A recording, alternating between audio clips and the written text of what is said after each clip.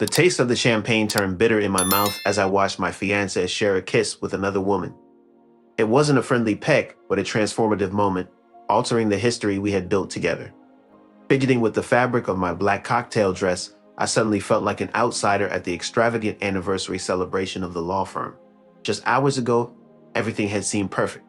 Ethan had complimented my hairstyle in gentle waves, and my engagement ring had caught the light, earning approving looks from other guests.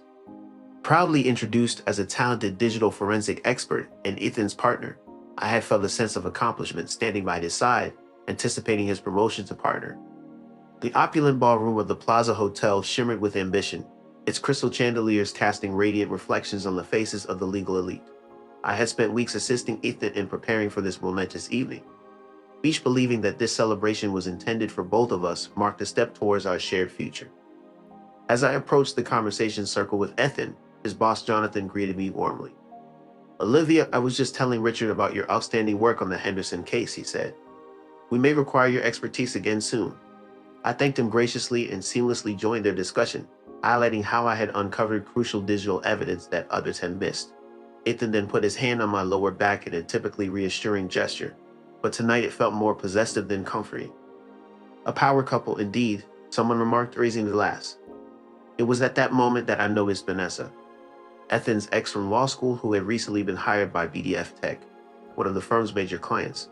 She stood out in her striking red dress amidst the crowd clad in subdued blacks and navy suits. Her presence seemed to shift something intangible in the atmosphere. Or perhaps it was just Ethan who was impacted. My hand slipped away from my back, causing his attention to scatter. "Isn't that Vanessa?" I asked softly, making sure to keep a neutral tone. "Is it?" Ethan replied quickly, purposely avoiding eye contact. As the evening went on, I noticed them exchanging subtle glances across the room. There were instances where their fingers lingered while reaching for drinks, indicating more than just a professional relationship. They shared whispered conversations, Vanessa touching his arm as he leaned in closer than what was appropriate. Each small detail added up like puzzle pieces, fueling my investigative instincts.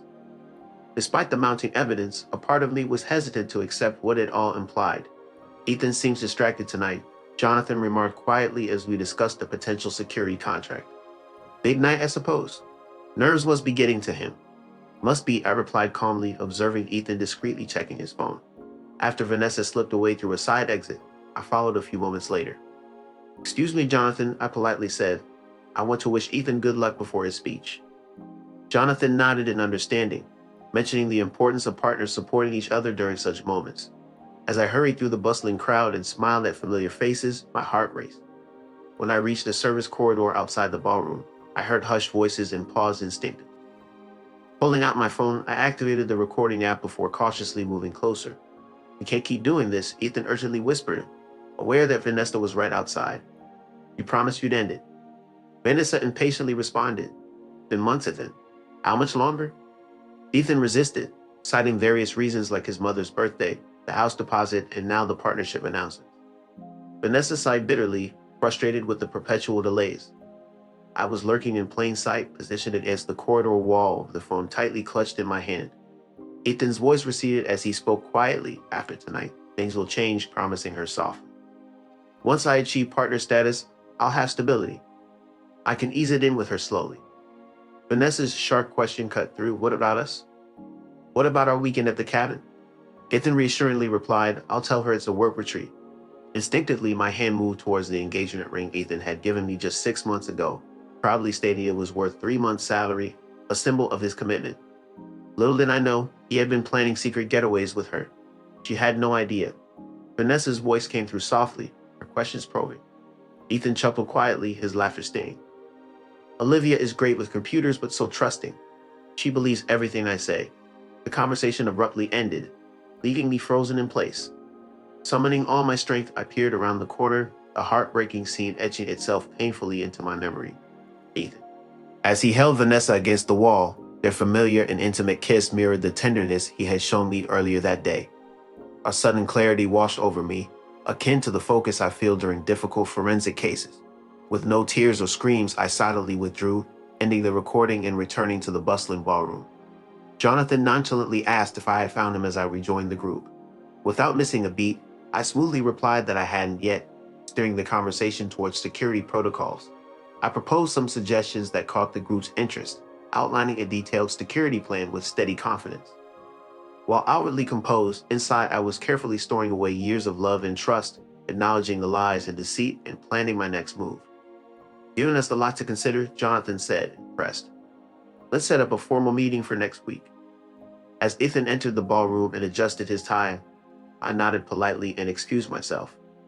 Vanessa then emerged from another doorway, casually reapplying her lipstick.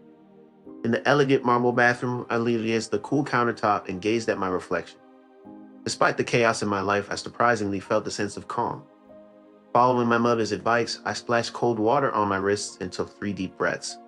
With determination, I removed the diamond ring from my finger and placed it in my clutch, symbolizing the end of shared dreams with Ethan. Before joining Ethan, I texted my roommate Maya, using our old emergency code Titanium. Within minutes, I received a call from Maya. Answering in the privacy of the empty bathroom, I began to speak. Speaker mode. Olivia called out, relieved to have reached Maya on the phone. Thank goodness I got a hold of you. Maya's voice reverberated with practiced concern. The server's been compromised and client files are exposed. We need you right away. I'll be there in 20 minutes, I replied loudly as another woman walked into the bathroom. Exiting the restroom, I returned to the ballroom to find Ethan casually mingling with colleagues, his arm draped over Vanessa's chair as though it belonged there.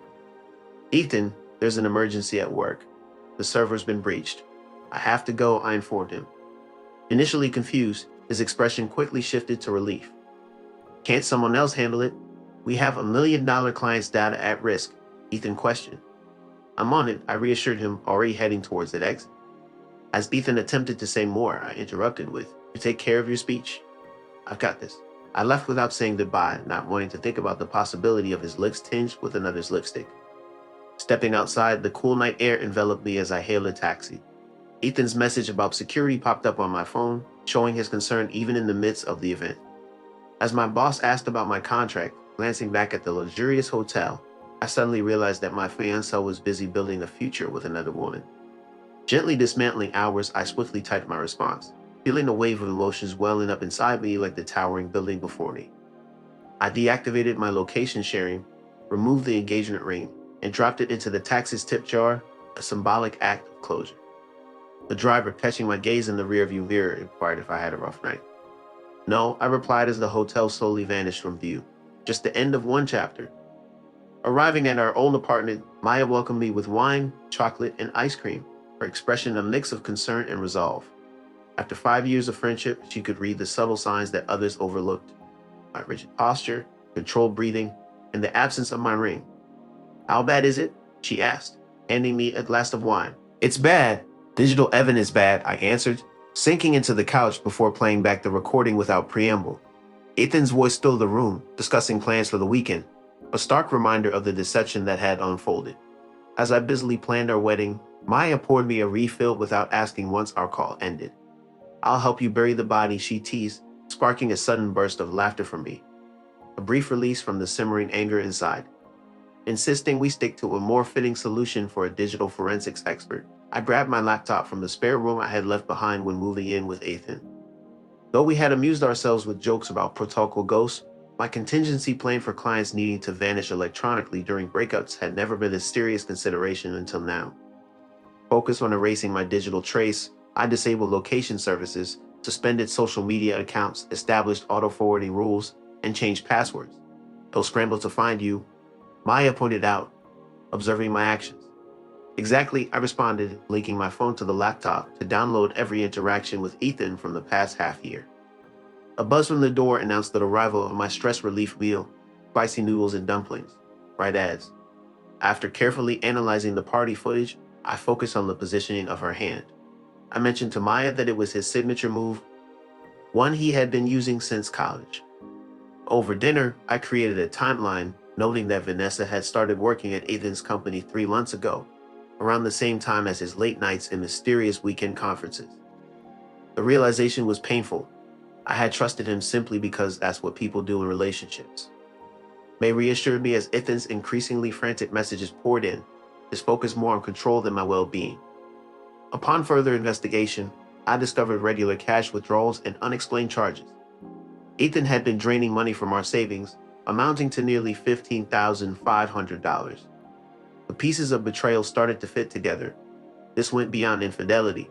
It was financial deceit, possibly even embezzlement.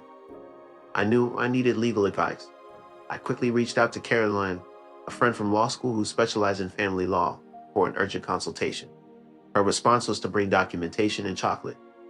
By midnight, a new chapter in my life was unfolding. As began to take form. Ethan's messages became increasingly frantic. At 11:23 p.m., he texted me saying, "I'm at home, your things are here, but you're not." What's happening? By 11:47 p.m., his tone had escalated as he pleaded, "I've called hospitals. Please tell me you're safe." At midnight, he questioned, "Is this about Vanessa?" "It's not what you think." I calmly placed my phone face down on the coffee table, dropping any interest in his predictable defenses. "Tomorrow, I'm taking a personal leave from work for a family emergency," I declared. "You are family-minded," she responded firmly, "and this is definitely an emergency." We converted her dining room into our impromptu command center. Laptops open and documents scattered across the table. As midnight faded into morning, wine was replaced with coffee. I approached the situation with the precision I would apply to intricate legal cases, meticulously gathering evidence, identifying patterns, and constructing an airtight case. "What are your true intentions with this?" Miri asked as we pored over financial records. "Are you seeking revenge, financial gain, or simply freedom from him?" Her question hung in the air, waiting for a response. The question made me pause. Beneath my anger, a clearer motivation emerged. Justice, not revenge. I want consequences proportional to actions, and I want to reclaim my dignity. I affirmed. Maya nodded in approval. Ghost protocol with accountability. I like it. At 2 a.m. my phone rang. It was Ethan's mother, Eleanor. She had been like a second mother to me after my own passed away. Should I answer? I asked Maya. "You probably called her when he couldn't reach you. Using her to get to you is manipulative," she advised. I sent the call to voicemail but listened to the message immediately. "Olivia dear, it's Eleanor. Ethan's worried sick about you. He says there's been a misunderstanding. Please call me back, Stone. I know you're safe. We love you." The genuine concern in her voice brought tears to my eyes. She didn't know the extent of her son's deceit. Another casualty of his lies. "I'll text her tomorrow to say I'm safe," I decided. By morning, Ethan had called 27 times, left 14 voicemails, and his latest text threatened. "Person, report if I don't hear from you by noon." He wouldn't, Maya remarked, peering over my shoulder. "He might. His image is everything." I drafted a response, deleted it, and started again. Finally, I sent "I'm safe. Don't contact me for 48 hours. Don't file any reports." His reply came instantly. "Where are you? We need to talk." I turned off my phone after a quick shower and changed into clothes. Maya had, in her spare room, I prepared for my meeting with Caroline. All evidence was organized, backed up, and secured on an encrypted drive. What should I tell people at work? Maya asked as she got ready to leave for her job at the same digital security firm where I worked, that I had a family emergency and will be taking personal leave. Nothing more. And if Ethan calls the office, Ghost Protocol applies to work too. They'll follow communication blackout procedures. As Maya left, she hugged me tightly. He underestimated who he was dealing with. Alone in the apartment, I felt the weight of the past 12 hours settle over me. The apartment was quiet, save for the hum of my laptop and the occasional notification from my work email. I allowed myself 5 minutes to feel everything: the betrayal, loss, anger, and beneath it all, a strange sense of relief. It was as if part of me had been waiting for this moment, for the truth to finally break through. Then, I straightened my shoulders, closed the personal email showing Ethan's latest attempt to reach me, and opened my case notes document. At the top, I typed a new heading: Case 00001, The Disappearance of Olivia. Below it, I added a simple objective statement. Subject will be held accountable for actions through legal and professional channels. No collateral damage to innocent parties. Actions taken out of justice, not revenge. My doorbell rang at 9:30 a.m. through the P4. I saw Caroline holding coffee and a briefcase. When I opened the door, she assessed me with the sharp eyes of someone who had seen countless relationship implosions. "You look surprisingly composed for someone." As she handed me a coffee, she who had just seen her world crumble remarked on the situation.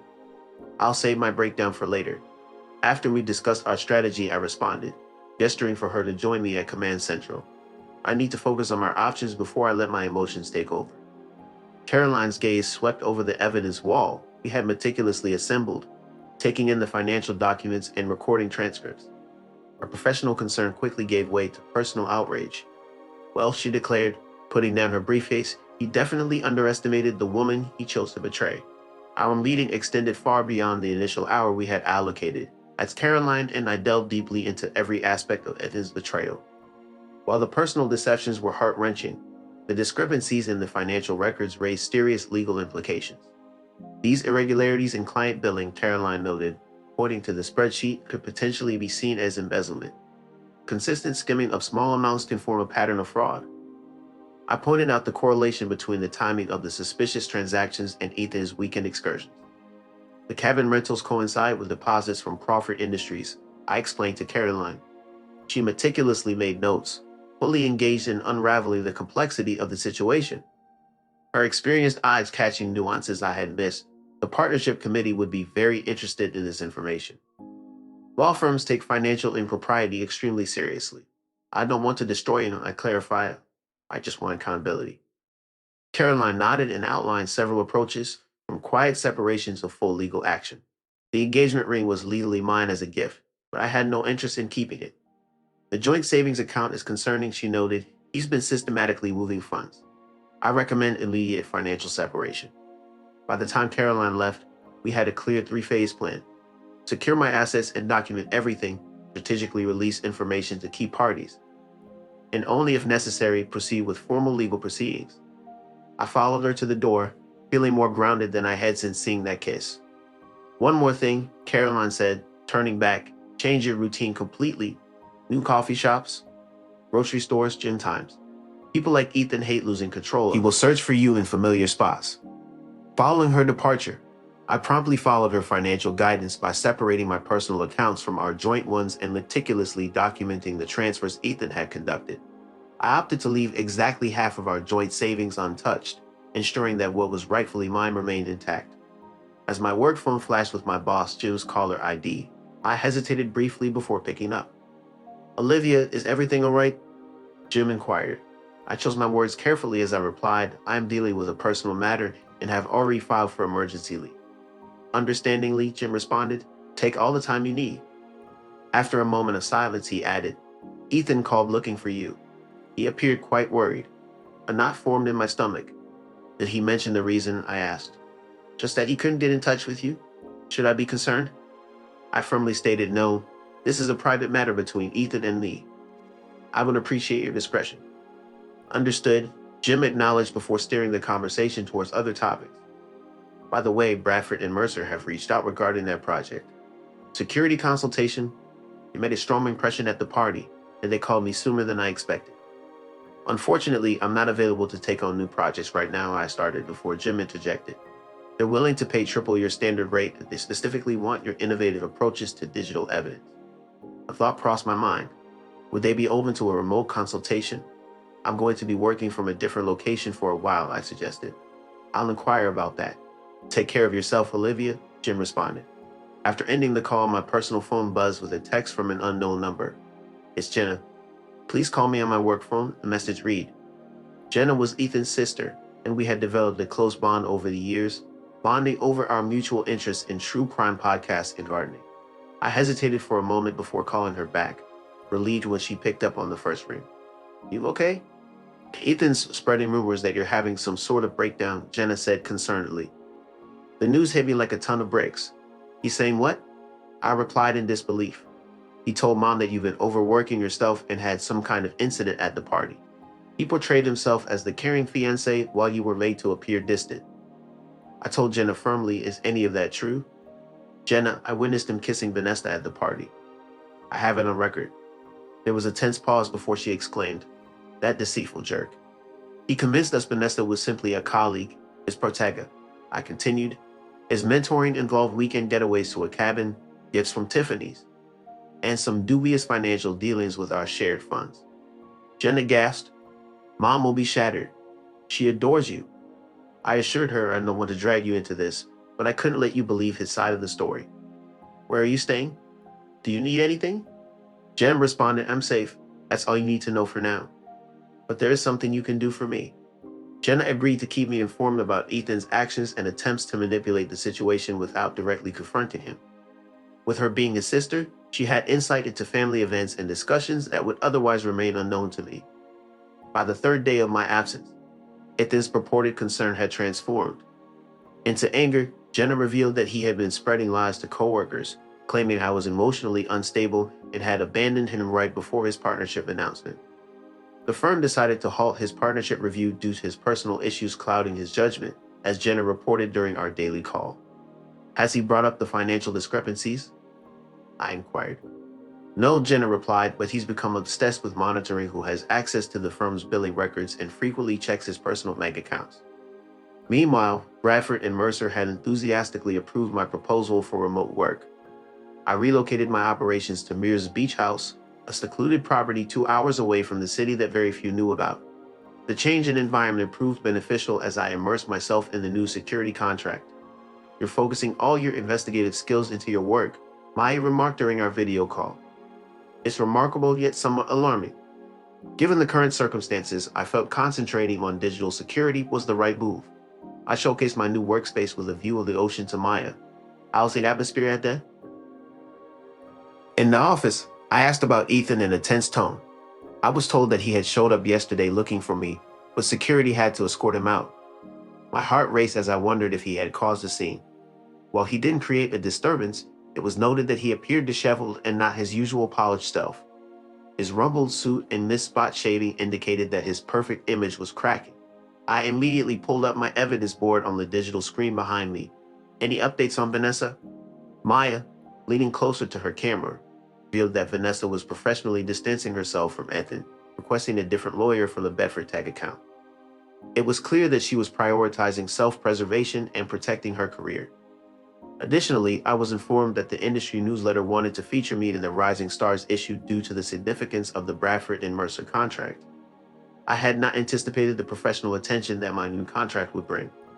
The timing seemed both opportune and challenging, depending on one's perspective. Should I decline the feature? Absolutely not, Meir insisted. My career should not suffer because of my finances failures. 2 weeks after the party, I finally reevaluated. When I logged into my personal email, I discovered 87 messages from Ethan. The subject lines of the emails shifted from concern about my whereabouts to anger over perceived childish behavior, and finally to pleas for me to listen to his explanations. The latest message had a subject line that simply stated financial irregularities at the firm.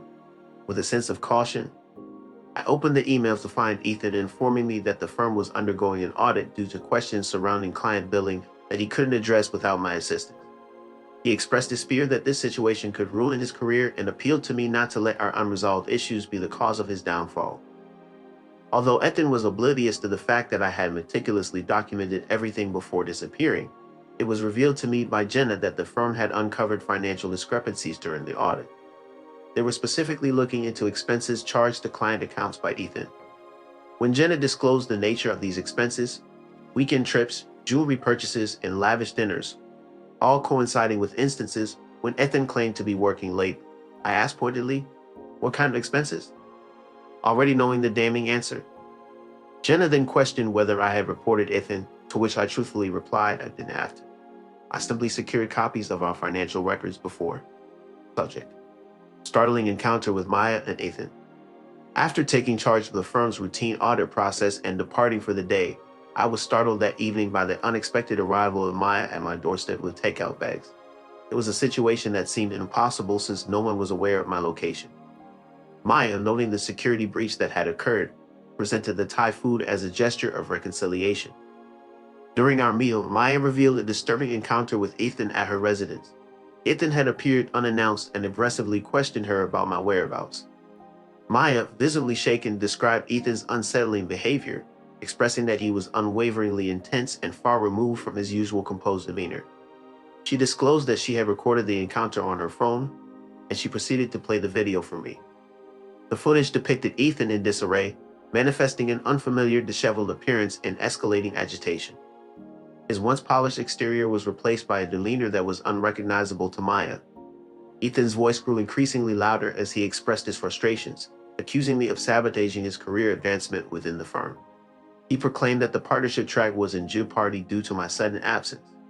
Throughout the recording, Maya retained her composure, calmly yet firmly explaining to Ethan that she was unable to provide the information he sought. Despite his outbursts, Maya's steady voice prevailed, cutting through his anger and assertion. But she's not ruining anything, Ethan. Maybe Bradford and Mercer simply offered her your job.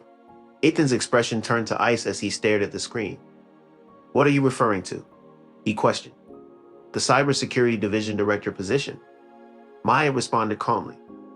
The role you never even acknowledged because you never took Olivia's career seriously.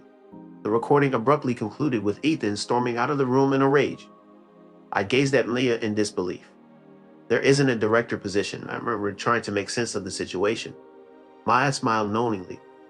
I know there isn't, but his reaction speaks volumes about how little he valued your professional aspirations. The following day, the industry newsletter featured a special on digital forensics innovators, with my photo prominently displayed on the cover. The image showed me standing confidently at Maya's beach house, gazing assuredly towards the ocean. The article applauded my professional accomplishments, and with one concise sentence, subtly asserted my prowess in the field. Hello, Eleanor? I'm ready with the rewrite. Here it is. Let me know when you're ready, love, Eleanor. After holding back tears for weeks, they finally fell. Not for what was lost, but for the unexpected kindness that served as a reminder of their true self. A month later, they decided it was time to reclaim their space.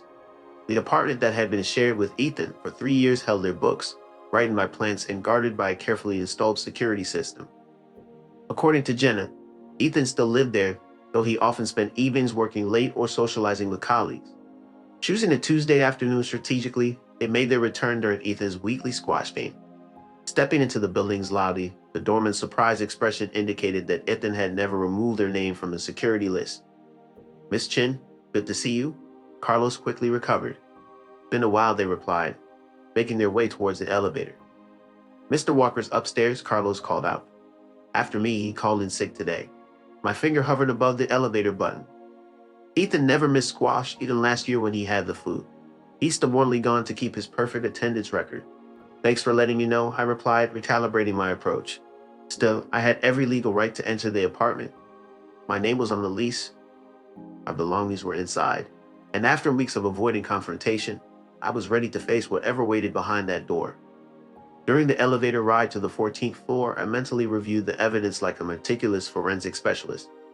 Documented proof of Ethan's betrayal, secure finances, and a rapidly growing professional reputation. I was calm, collected, fully prepared when the doors slid open. Walking confidently down the familiar hallway, I unlocked the apartment door. Instantly, I was enveloped by familiar scents. Lavender from my diffuser, coffee brewing from the kitchen, and Ethan's cologne, stronger than usual. I found him seated at the dining table. Fresh out of the shower, Ethan was dressed in the blue button-down shirt I had given him last Christmas. Papers were scattered across the table, and he looked up in surprise as I entered the room. Olivia, he said, quickly standing up from his chair. The apartment appeared unusually spotless, fresh flowers deliberately arranged on the coffee table. It was evident that everything was meticulously set up for a reconciliation that I had no desire to engage in. I'm just here to retrieve my belongings, I stated calmly, heading towards the bedroom. Ethan blocked my path. We need to talk first, he insisted. No, we really don't, I responded firmly, trying to maneuver around him. I've been worried sick, Ethan spoke softly, as if soothing a distressed client. You disappeared without a word. No one knew if you were safe. I told you I was safe, I replied, unmoved. I left because I saw you kissing Vanessa at the party. Ethan's confident demeanor faltered for a moment. Weakness. One mistake, a meaningless kiss. I placed my bag firmly on the counter and turned to directly address him. We both know it wasn't just one kiss or a passing moment, I stated. Whatever you think you saw, he started to say. I didn't just see it, Ethan. I cut him off. I recorded it. His expression quickly changed from confusion to careful calculation. The lawyer in him considering damage control options. You recorded a private conversation without consent. That could be illegal in this state, he warned defensively. I couldn't help but chuckle. That's your response? Legal threats? I'm just pointing out the truth. Let me show you exactly what I have recorded, I said calmly, taking out my phone. The sound of Ethan's voice reverberated through the apartment. She's great with computers, but trusts too easily. She believes whatever I tell her. Ethan's face visibly paled as he watched the video unfold, kissing Vanessa passionately, casually planning their weekend at the cabin. When the recording ended, he quickly shifted into crisis management mode, pleading urgently that things were not as they appeared. I found myself overwhelmed with work pressure and stress from the partnership, leading to a vulnerable state that Vanessa took advantage of for 3 months, complete with planned cabin weekends and Tiffany jewelry. Though I responded sharply, the room fell silent, weighed down by the gravity of his deceit. In that moment, I discovered a newfound clarity and strength that had eluded me for years. Ethan had underestimated me for the final time, and as I stood firm in my own truth, I finally reclaimed the life that was rightfully mine. Running his hand through his hair, familiar gesture from his court preparations, he tried to explain the financial discrepancies as mere misfiled expenses and accounting errors, a defense he had already presented to the partnership committee. Skeptical, I questioned the validity of his explanation, causing anger to flash across his face. I had placed him on probation, all because of me, I refrained from billing personal expenses to client accounts at your request. However, when he accused me of sharing confidential financial information with them, our personal matters became entangled. I retrieved my beloved forensics textbooks from the bookshelf, ensuring I had copies of my own financial documents before departing. What unfolded afterward was a direct result of his actions. As he followed me, his tone softened in an attempt to mend the situation. Lee, we can work through this. Our 5 years together hold meaning. One mistake shouldn't overshadow all we've accomplished, he pleaded. Pausing to fully regard him for the first time since entering the room, I couldn't help but notice a change in the man I had loved for half a decade. His once charming demeanor now seemed insincere, his supposed care forced. How had I overlooked these signs? It wasn't just one mistake, I whispered. It was a multitude of decisions you made every time you messaged her during our meals, every weekend you fabricated your whereabouts, every evening you returned home with her scent lingering. I hadn't realized. I never intended to cause you pain, he expressed, reaching out for my hand. Only for me to step back and keep a distance. That feels even worse. You didn't even take my feelings into consideration when making your choices, I remarked as I started packing my belongings. Ethan alternated between anger and pleading, resorting to legal threats and reminiscing about the past. His efforts were impressive, but ultimately ineffective. I carefully packed only the essentials: family photos, important documents, and specialized equipment.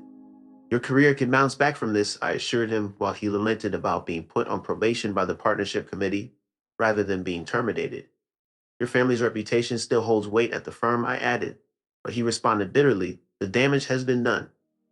Everyone knows that my fiancé left and joined our biggest competitor. I'm not working for them.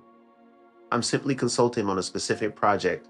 I corrected him, just as he retrieved something from his pocket. My engagement ring? I've been carrying this since that night, hoping you returned, he confessed. The sight of the ring stirred a mix of emotions within me. The ring, once a symbol of love, now only represented evidence. He questioned if there was a chance for them, his voice wavering with uncertainty.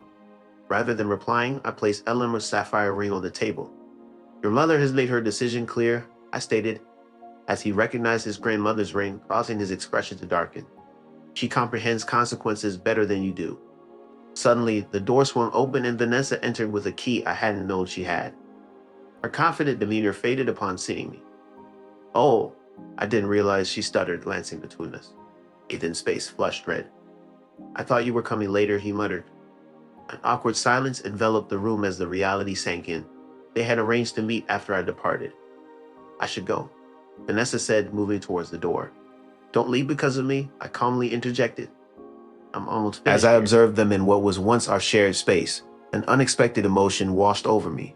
Their relationship, which was built on deception, now appeared insignificant and foreseeable.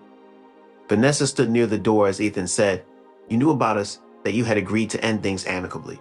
Raising an eyebrow at Ethan, I countered, Is that what he told you? He claimed that you were more focused on your career and understood that relationships naturally come to an end. The lies are almost oppressive for their audacity, I commented, while Vanessa inquired about my decision to accept the director position at Bradford and Mercer, her confidence wavering under my keen observation. Ethan attempted to interrupt, stating this isn't a conversation we need to have right now, with nervousness evident in his darting eyes. Disagreeing, I responded, on the contrary, I believe this is the exact conversation we should be having. Vanessa deserves to understand the truth. As I continued packing, Vanessa started asking about the red flags I had noticed. Ethan's inconsistent financial explanations, and his accounts of being away at night. With each response, her demeanor didn't cool towards me, but rather towards Ethan, her partner. The committee inquired about the cabin expenses, and she eventually admitted. She told me those were approved for retreats. Ethan's composed demeanor crumbled entirely. Those were valid business discussions, he maintained, appalled. Between the sheets, I couldn't help but quip. Vanessa winced but then composed herself. I believe I should leave, Ethan. Wait, Ethan called out as she made her way to the door. Olivia is just stirring trouble between us. I didn't instigate anything. I responded as I finished packing. I simply provided information. How others choose to use it is up to them. As I ready to depart with my essential possessions, Ethan made a final plea. The committee has requested that I take a leave of absence. My career is spiraling because of this. His plea for empathy was bold, almost commendable. He may want to seek legal counsel. I advised professionally, suggesting an attorney well-versed in professional ethics violations. Pausing at the door, I glanced back at the apartment that had been my residence. The life I had constructed and outgrown lay behind me as Ethan, standing in the center of the room, appeared deflated with his once confident posture. How were you able to do it? He asked softly. How could you simply walk away from 5 years without a second thought? Meeting his gaze one last time, I didn't see the man I had once loved, but rather a stranger. I am finally free from you, I declared. I learned from observing the bets, I added, recalling the countless moments I had witnessed him perfect his craft during our time together. The door closed behind me, marking the end of that chapter with a gentle yet decisive sense of finality. Descending in the elevator, a wave of liberation washed over me, leaving behind an intricate web of lies and deceit. Moving through the lobby with my bags, I felt lighter than I had in years. Carlo, acknowledging me respectfully, asked, Everything all right, Miss Chin? I couldn't help but respond with a genuine smile, surprising even myself. Much better than all right, Carlo, I replied. Stepping outside, the city brimmed with afternoon vitality. Loading my bags into a waiting car, I didn't look back, fully embracing the new chapter ahead. In the building that once felt like a mix of confinement and comfort, I received a text from Maya on my phone. Mission accomplished. With a quick response, I texted back, Independence declared, heading home. It had been 6 months since the incident at the company party that involved Ethan and Vanessa. Now, sitting in my new office, I was going over security procedures for a financial technology startup. The large windows in front of me showcased the city skyline, a view I had achieved through my hard work rather than any connection. The nameplate on my office door simply stated, Olivia Chin, Digital Forensics Consultancy. Starting my own business hadn't been in my original plans, but freedom had opened up new opportunities.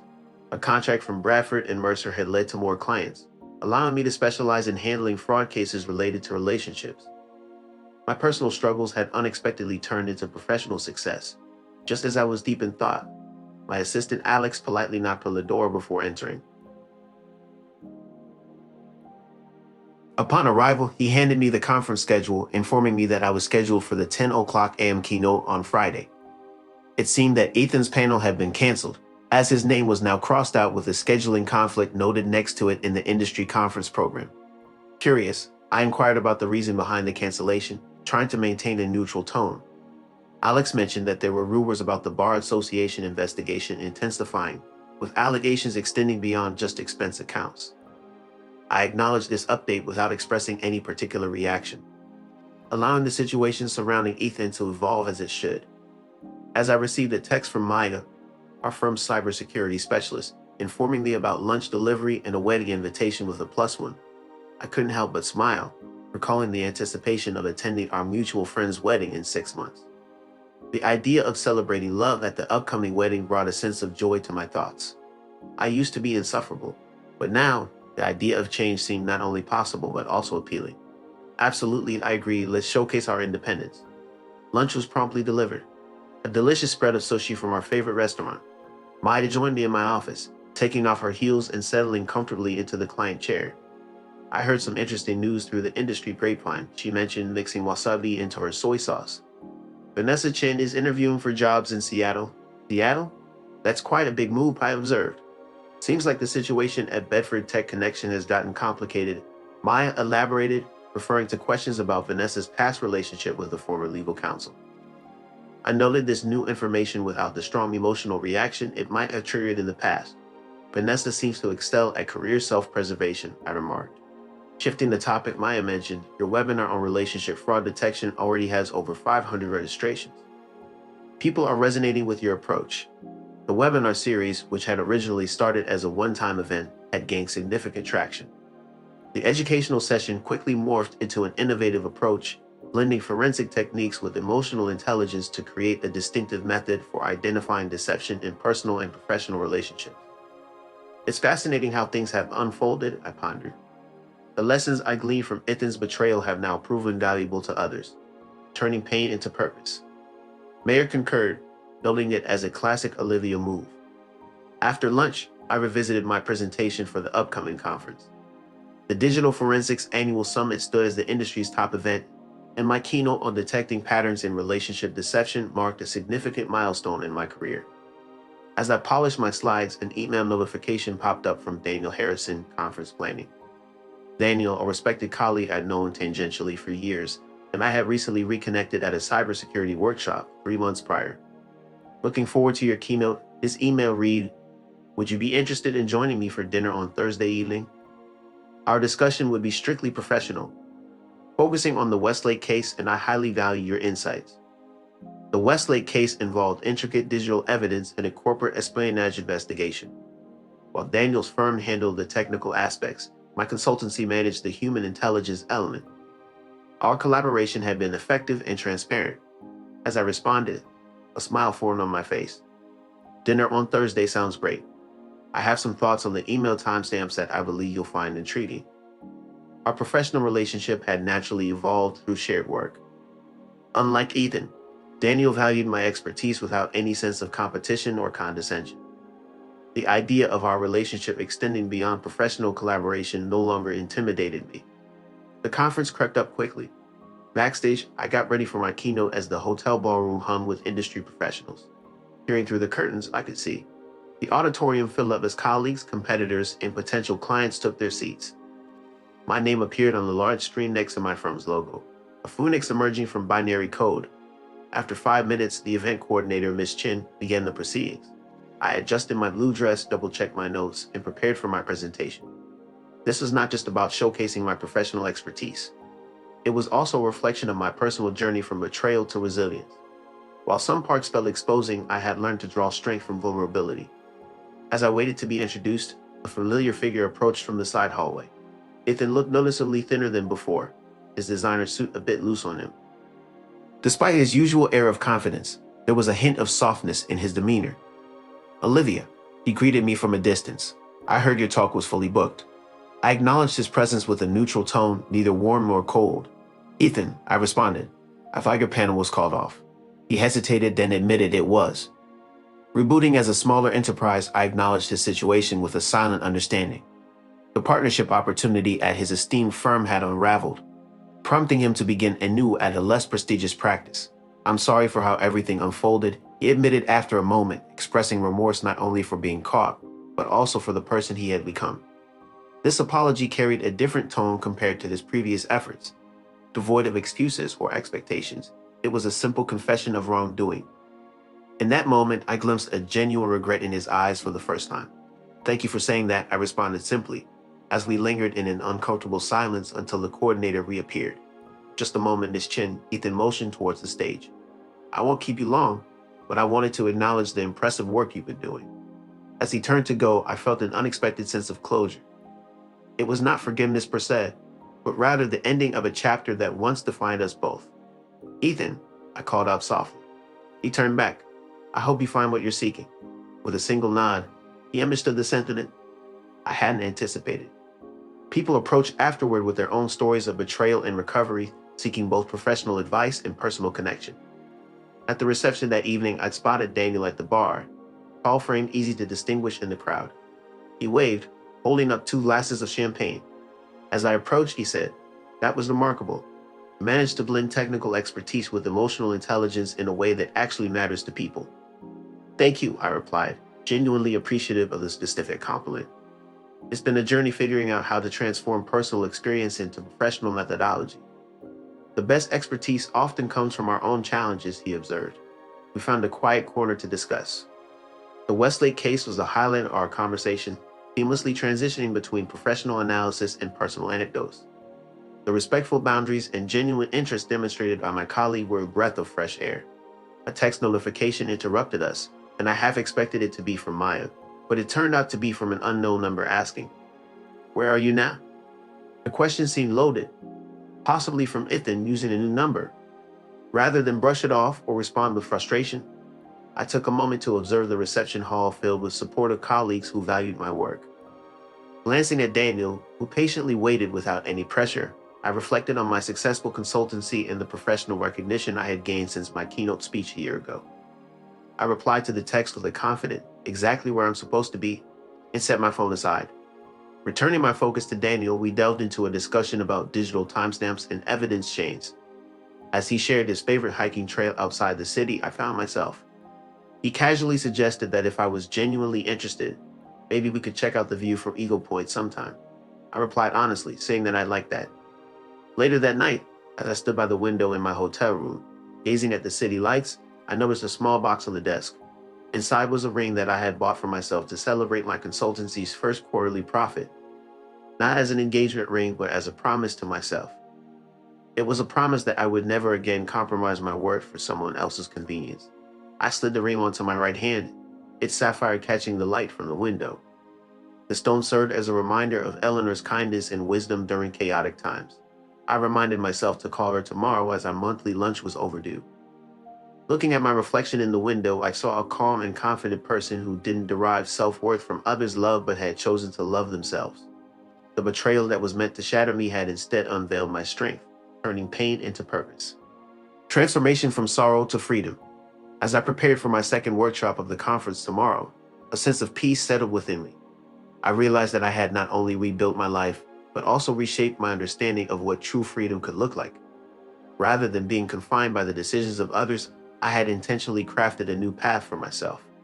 The journey from that fateful party 6 months ago to this present moment had been challenging and meandering, requiring a blend of strategic thinking, emotional awareness, and the bravery to let go of what no longer served me. And now, as I stood here, I acknowledged that Ethan's kiss did not mark the end of my story, but rather the beginning of an authentic new chapter. Thank you for joining me in today's narrative. If you found this story engaging, please show your support by liking and sharing this video with your friends. Your feedback and perspectives are valuable to us, so feel free to share your thoughts in the comments section below. Remember to subscribe to our channel for more inspiring tales. Until next time, take care.